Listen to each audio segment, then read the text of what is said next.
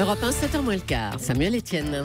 Le kiosque d'Europe 1 avec Marguerite Lefebvre pour la presse en région ce matin. Jean-Philippe Ballas pour l'international. Eva Rock devant la télé. Un grand bonjour à tous les trois. Bonjour Samuel. Alors, d'abord la une des quotidiens nationaux. J'ai parcouru la presse pour vous. Julie, Marguerite, Eva, Jean-Philippe, vous sentez ce parfum dans l'air? C'est l'été? C'est l'été, voilà. Je sens l'enthousiasme d'Eva, passionnée par la une du Parisien ce matin, comme un air de vacances. Elle vous inspire pas cette une du Parisien? Non, pas du tout. Eva, non. Qui trouve le Parisien, en tout cas que ce joli pont de l'Ascension avec son soleil, sa chaleur à de furieux airs, en effet, d'été.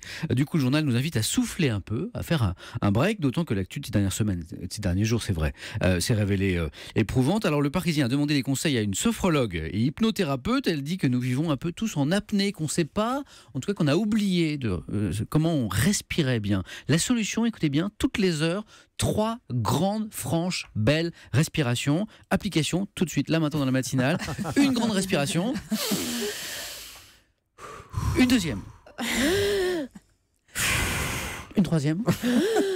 C'est qui? J'entends quelqu'un qui est un peu asthmatique. Oui, c'est ça. C'est moi. C'est Julie. Eh ben, Voilà, ça ça fait du bien. Et si vous souffliez un peu, le conseil vaut aussi pour Donald Trump et Emmanuel Macron. Tous les deux bien crispés en une du Figaro, cette fameuse poignée de main en marge du sommet de l'OTAN dont on a tant parlé, ses mâchoires serrées, ses phalanges blanchies par la pression. J'en dis pas plus parce que Jean-Philippe Ballas va nous en parler dans un instant. En revanche, je vais vous parler de la une de Libération. Pour ce joli doigt d'honneur que nous fait cette charmante vieille dame, à l'œil 80 et quelques balais, et qui manifestement ne souffre pas d'arthrose du majeur.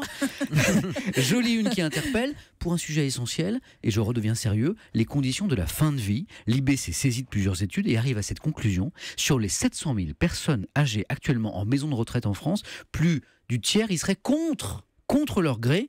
Et le journal publie un appel ce matin d'un groupe de médecins, chercheurs, artistes, intellectuels pour une vieillesse libre, assumée, pour qu'on ne force plus aucune personne âgée en France à aller en EHPAD si elle ne le souhaite pas. Pour finir, n'y voyez pas ma liste de ma part, après ce qu'on vient d'évoquer, je ne me permettrai pas, page 32 du Parisien, Michel Sardou, 70 ans, annonce qu'il arrête de chanter en juillet, la dernière tournée, octobre, dernier album, sondage du petit matin, est-ce que ça vous rend triste? Ah bah faut appeler Thomas Soto. On lui demandera lundi prochain. C'est la déprime pour Thomas Soto. Thomas, grand fan. Appelons Michel Sardou tout de suite. De Sardou. Imaginez que Federer prenne sa retraite juste après. Oh non, arrêtez. Non, là ce serait trop. Voici pour la presse nationale. Et Goldman en plus. Ah non, je sais plus.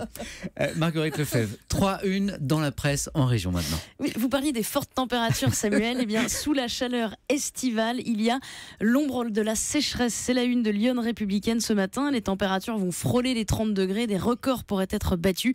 Une bonne nouvelle pour les vacanciers, mais un coup dur pour les nappes phréatiques.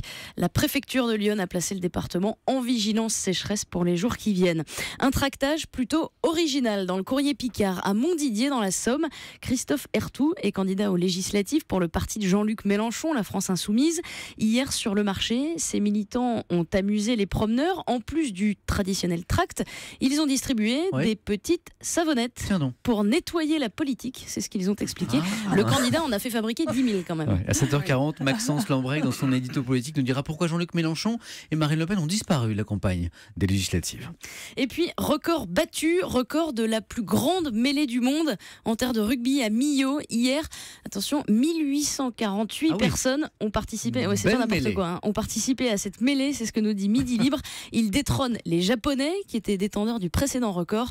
Et hier, l'objectif était double. Il s'agissait aussi de récolter des fonds pour la lutte contre le cancer. Et Marguerite, l'histoire du jour nous emmène à Paris et vous l'avez trouvée dans les pages du Parisien. Oui, certains rêvent de grimper en haut de la Tour Eiffel en l'escaladant.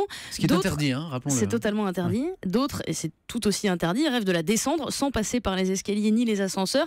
Mais ce qui suit est fait pour dans 10 jours. Une tyrolienne géante va être installée sur la Dame de Fer. Oui, ça partira du 2e étage pour rejoindre l'école militaire. 800 mètres de parcours pour regagner la terre ferme. Alors attention, c'est un vol plané à 90 km/h. Quand même, faut s'accrocher, ça va durer 1 minute. C'est beaucoup plus rapide que de descendre en ascenseur.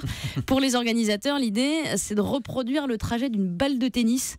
Voilà, on est à 2 jours du début du tournoi de Roland-Garros. Roland-Garros. Voilà, ça va reproduire un match. Tout le monde à peut peu près. participer. Alors c'est totalement gratuit, tout le monde peut participer, mais c'est dans la limite des places disponibles. Donc, il y a un il y a un tirage au sort, sort, il faut s'inscrire assez rapidement. sur Il y a Internet. une centaine de passages par jour pendant une semaine. Pour les amateurs de sensations Voilà, fortes. c'est à partir du 5 juin. La presse internationale, Jean-Philippe Ballas, ça aussi c'est un petit peu du sport. Ce matin, cette poignée de main très commentée. Oui, le premier face-à-face Trump-Macron au sommet de l'OTAN, ou quand deux chefs d'État en viennent à se broyer les mimines devant les caméras du monde entier. Alors vous avez peut-être vu cette image étonnante, Donald Trump qui saisit la main d'Emmanuel Macron. En principe, c'est un signe d'amitié, mais il serre fort, très fort à la Trump. Et la surprise, le président français contre-attaque. Il serre à son tour à tel point que leurs doigts deviennent blancs, racontent les journalistes présents dans la pièce. Une séquence d'autant plus drôle, note un autre, que les deux hommes s'efforcent de sourire, comme si la situation était tout à fait normale.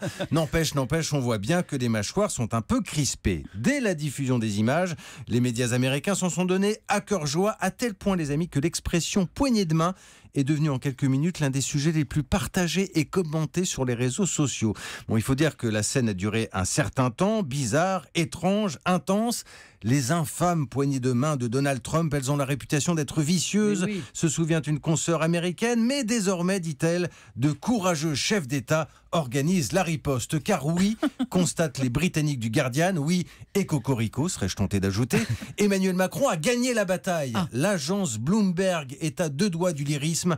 Il n'a fallu que 6 secondes au président français pour faire du Trump mieux que Trump, avec une poignée de main qui montre à tous qu'il y a un nouveau leader sur la scène mondiale. C'est ce qu'on appelle la diplomatie de la poignée de main, résume l'agence Reuters, qui ajoute, avec une petite pointe d'humour, que la détermination d'Emmanuel Macron est presque une leçon pour la chancelière allemande Angela Merkel. Oui, souvenez-vous, elle s'était fait carrément snober, elle, dans le bureau ovale. Alors vous me direz, pendant qu'on raconte ça, on ne parle pas du reste, c'est vrai. De l'OTAN, du G7, etc. Personnellement, je ne voudrais pas être le prochain chef d'État à serrer la main de Donald Trump. Bah oui, puisqu'il va vouloir prendre sa revanche. Eh oui, Bien revanchard. sûr, le pauvre ou la pauvre. À la télé ce soir, Eva Rock, le mystère des jumeaux sur France 4. Oui, est-ce que vous savez ce que c'est que la cryptophasie ?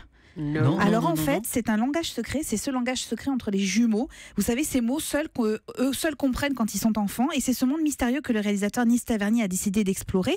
Alors avec des images 3D pour reconstituer comment ça se passe dans le ventre de la maman, mais aussi avec des témoignages de jumeaux pour comprendre comment ils fonctionnent au quotidien. Colette et Micheline, par exemple, elles racontent en souriant leur adolescence.